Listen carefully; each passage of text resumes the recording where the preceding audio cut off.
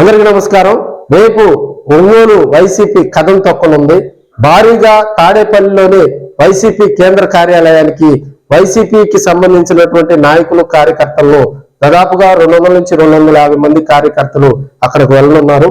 Ongole YCP సమన్వయకర్త చుండూరు రవి ఆధ్వర్యంలో ఒంగోలు నుంచి వైసీపీ సెంట్రల్ ఆఫీసుకు కూడా దాదాపుగా 20 కార్లతో వారు ర్యాలీగా వెళ్ళనున్నట్లు సమాచారం తెలుస్తా ఉంది. 20 కార్లతోటి ర్యాలీ ఇప్పటికిప్పుడు ఏందా అనేది కూడా ప్రజలందరూ కూడా ఇది ఒక సస్పెన్స్ గా కూడా ఉంటది. అయితే దీనికి సంబంధించి కూడా వైసీపీకి సంబంధించినటువంటి విస్తృత స్థాయి సమావేశం అంటారు. అదేవిధంగా దాన్ని పార్టీ పునర్నిర్మాణం కూడా అనొచ్చు. దానికి సంబంధించి ఒంగోలు నియోజకవర్గంతో జగన్మోహన్ రెడ్డి గారు కూడా ఇంటరాక్ట్ అయ్యేటువంటి పరిస్థితులు.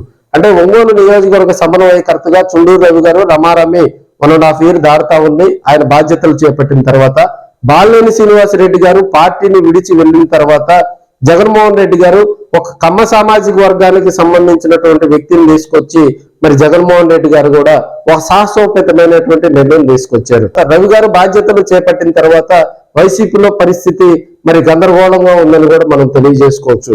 ఎందుకంటే గతంలో బాలినేని శ్రీనివాసరెడ్డి వర్గంగా చెప్పుకునేవారు వైసీపీలో కూడా కొన్ని కుయుక్తులు పడినటువంటి పరిస్థితులు, వాటన్నిటిని విచ్ఛిన్నం చేస్తూ చుండూరు రవి తనకంటూ ఎందుకంటే పార్టీలో క్రియాశీలకంగా పనిచేసే వాళ్ళని గుర్తించి అదేవిధంగా వారికి పదవుల్లో అంటే గ్రామ పార్టీలు కానీ మండల పార్టీలు కానీ నియోజకవర్గ స్థాయిలో కానీ వారందరినీ మోటివేట్ చేసి వారందరికి కూడా భరోసా కల్పించి వారందరూ కూడా ఆర్థిక చేయూత ఇచ్చి 5,000 మందితోటి కూడా ఒక కోటరీని ఒక టీంని ఏర్పాటు చేసుకున్నారు ఒంగోలు నియోజకవర్గంలో అని చెప్పడంలో ఎలాంటి సందేహం లేదు.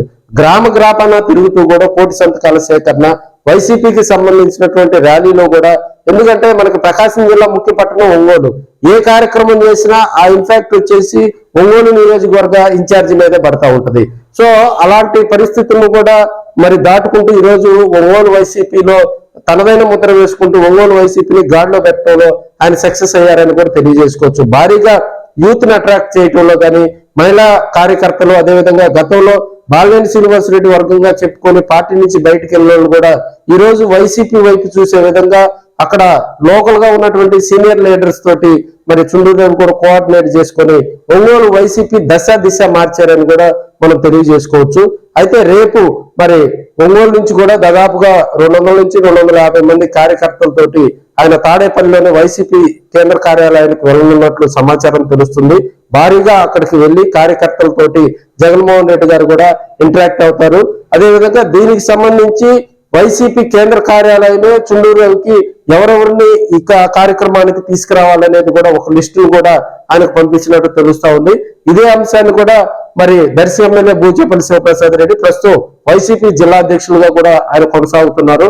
భారీగా వైసీపీ నాయకులు కార్యకర్తలు ఒంగోలు నుంచి కూడా వెళ్ళనున్నట్టు సమాచారం తెలుస్తా ఉంది.